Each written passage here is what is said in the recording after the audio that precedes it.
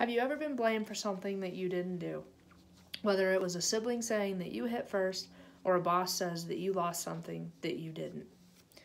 Well, that has become today's new norm, is pointing fingers at people who did nothing wrong. We need to have a conversation about when to point fingers and at who. We need to talk about having a statute of limitations on all sexual assault crimes in every state because of the time spent investigating, the culture shifts, and the long-term effects. Lately, all we see in the news is Bill Cosby and other famous figures fighting against sexual assault allegations. When the news finally reveals the details, we learn that these cases happened almost 40 years ago.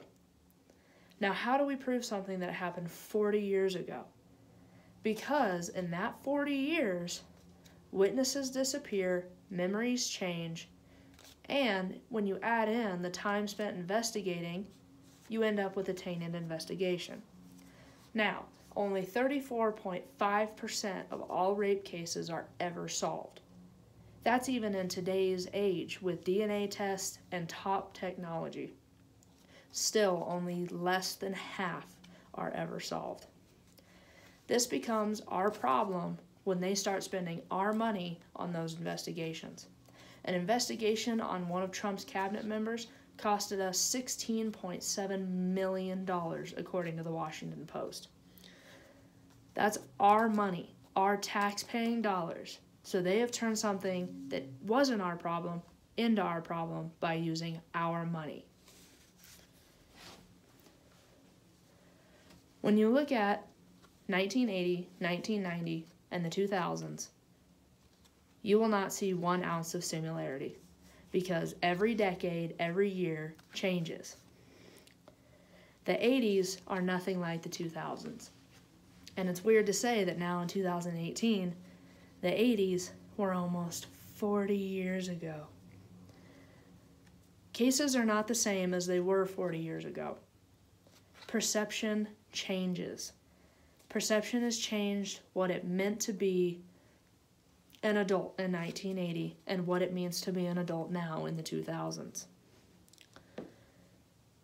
We have had so many technological advances that we're not sure what to do with them, but we could use them to solve cases.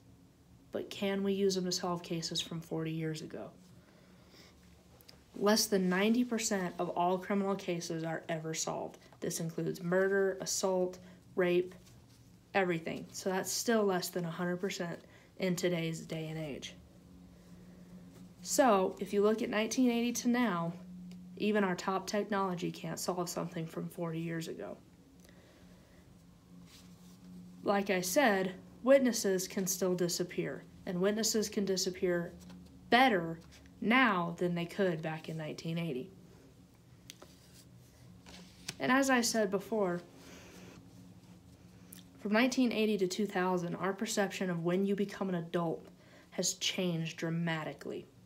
In 1980, you were out of the house at 18, and now you're in the house till you're 22 to 25 years old.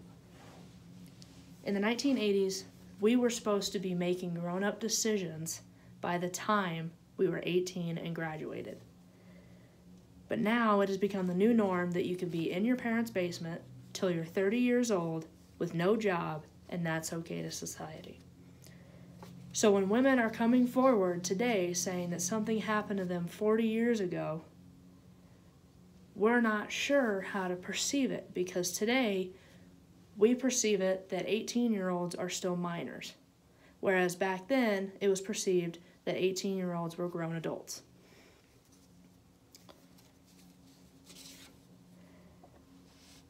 Another culture shift that I would like us to talk about is the justice system. The justice system has shifted dramatically in the last 38 years. In 1989, almost 640,000 people were behind bars. Today, there are 2.3 million people incarcerated. There are 164,000 people in state prisons for sexual assault or rape. Out of that 164,000, 8,200 of those cases are falsely accused people. So if you take the city of Casper, so all of us in here, it's about 65,000 people.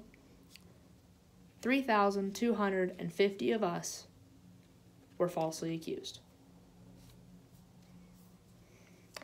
That's 5% of Casper's population that is falsely accused of a crime.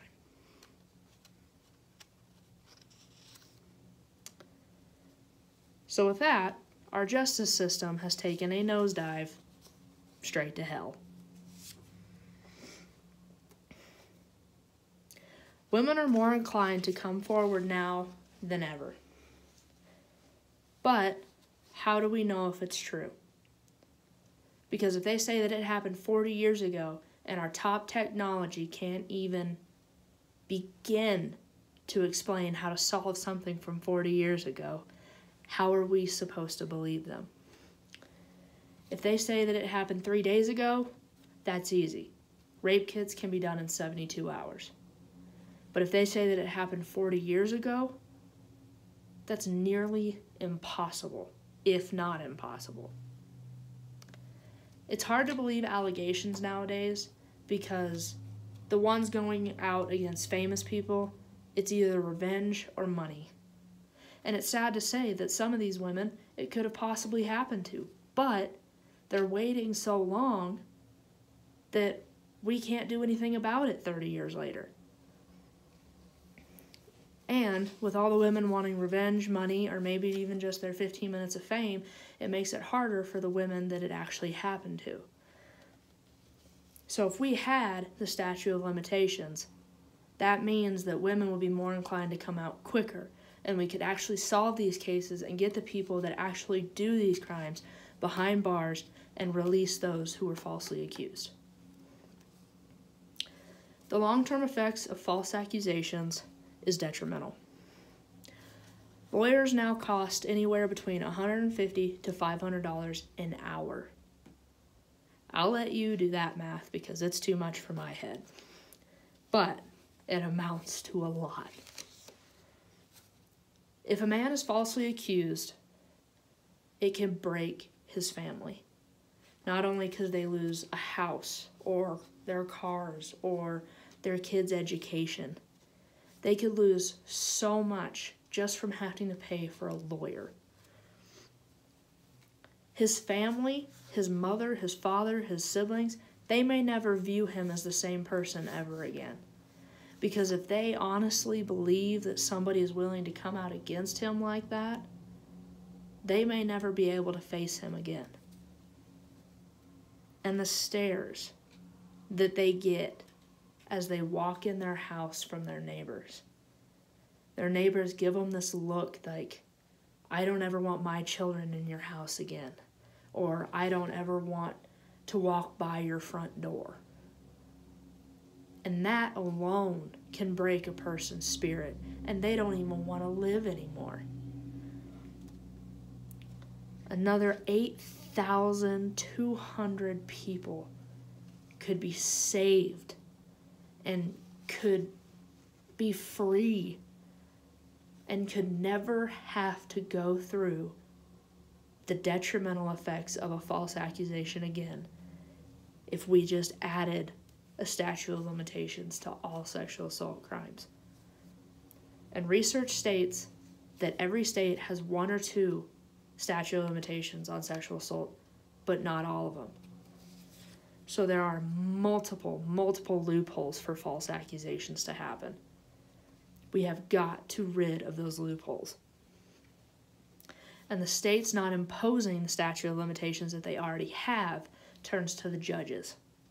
The judges are not imposing our laws. As a country, we have to come together to realize that we cannot let another 8,000 people go through this on a yearly basis. Money comes into this as well, because the more people we put away in prison, the more of our tax dollars that go towards that prison and go towards these falsely accused people. So that's another 8,200 people that aren't put in prison every year taking our tax dollars. And I'd like to finish, and I'd like everyone in here to imagine what these words mean. President Trump said, "You are not innocent until proven guilty anymore.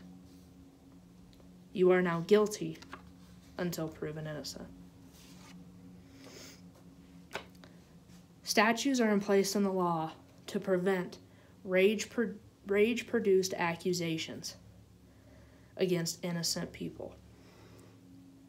Now, multiple people are behind bars for doing absolutely nothing wrong. So I hope that we have all learned today that this needs to happen, and it needs to happen now.